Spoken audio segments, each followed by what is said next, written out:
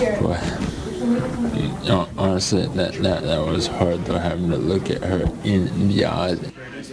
And only on 6 tonight, a Green Country family has an emotional day in court as they speak directly to the woman convicted of not getting their son the help he needed. 16-year-old Christian Mayberry was left with a traumatic brain injury 5 years ago after a UTV crash. News on 6's Tess Monty is on the story. There were moments it felt more like church, with folks in the courtroom responding amen to some of the things Christian's mom said during her statement. Meanwhile, the suspect in this case had nothing to say at all.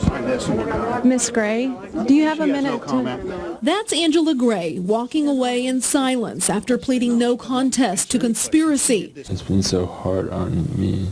In a case that changed Christian Mayberry's life forever. I pray for them all the time. Christian's now 21. He's living with a traumatic brain injury and a question that will likely haunt him for the rest of his years. Why couldn't you just call the police when it happened? Christian was just 16 when he nearly died in a UTV crash with Angela Gray.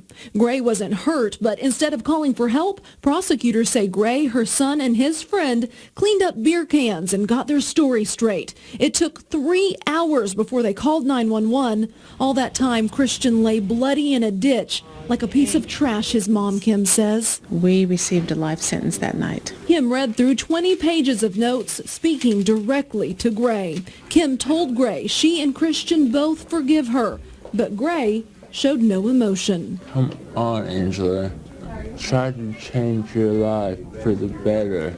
And even though his life has changed for the worse, Christian has found a reason to live. His purpose is to touch lives, and he has been told by so many that that's what he's doing. Angela Gray is now on 5 years strict probation, and if she gets into any trouble, she could face 10 years in prison.